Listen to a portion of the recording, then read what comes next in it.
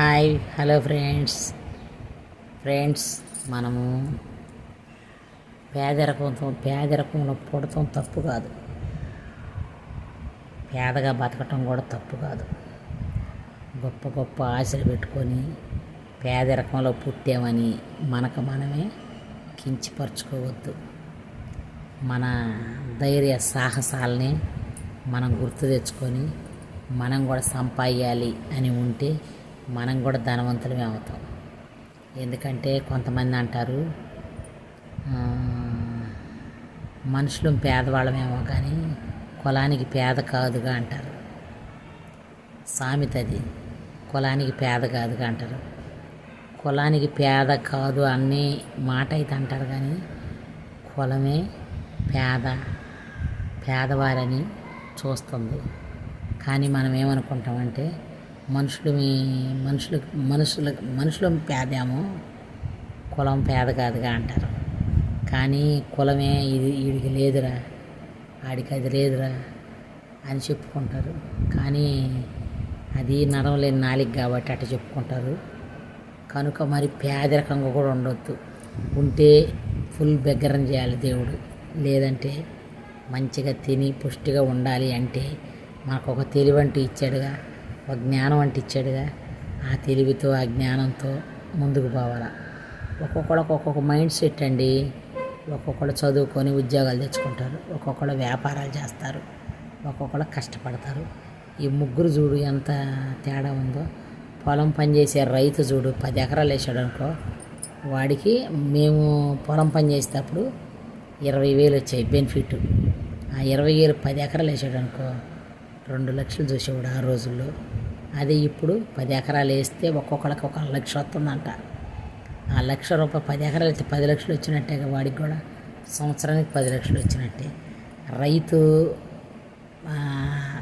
రాష్ట్రానికి ఎన్నుముక అంటారు. కానీ రైతు మీద ఒక్కొక్కళ్ళు కామెంట్స్ చేస్తున్నారు.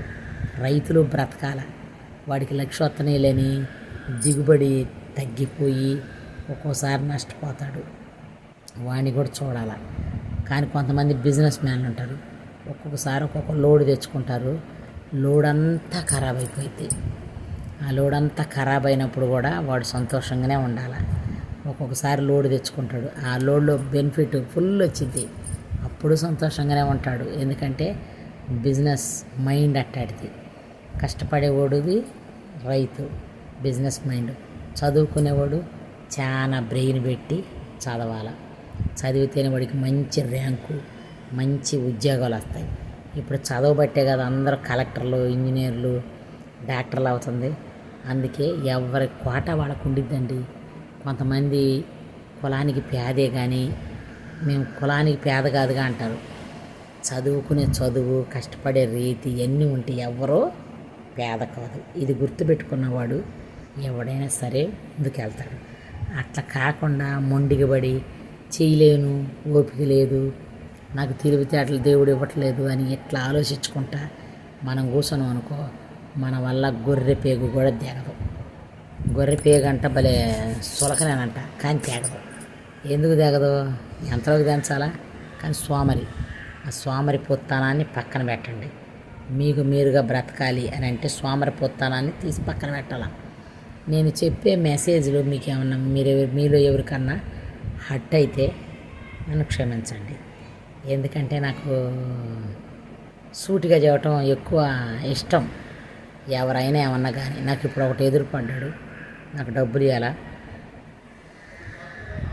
ఏంది డబ్బులు ఇవ్వాలంటే నేను అమౌంట్ చెబితే ఏంది నేను అంత కాదే ఇంకా ఎక్కువ మాట్లాడితే వడ్డీ కూడా వేస్తా, నేను చెప్పు వదిలిపెట్టేస్తా. ఇవన్నీ నాకు చెప్పొద్దు కథలు. మేము నీకు ఇచ్చి ఇంకా తక్కువ డబ్బులు చెప్పాలా? నీ డబ్బులు తూరుకుంటావా? నీకు గది వచ్చే మధ్యలో ఎందుకు? నేను ఇచ్చాను కాబట్టి నాకు రుబాబు ఉంది కాబట్టి. అదే ఇచ్చినోడు అట్టాగే మాట్లాడతాడు, ఇవ్వనోడు తగ్గాల. వాడి స్వభావం ఏంది? తగ్గాడు. నా స్వభావం ఏంది? రెచ్చిపోయే స్వభావం. ఎందుకు? ఇచ్చాను కాబట్టి.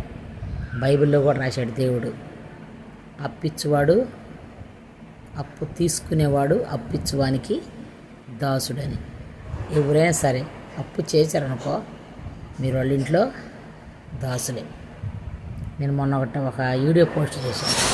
వాళ్ళ ఇంట్లో మీరు బాసనలు కడిగేవాళ్ళే, వాళ్ళ ఇంట్లో మీరు వాళ్ళు ఇడిచిన బట్టలు ఉతికేవాళ్ళే,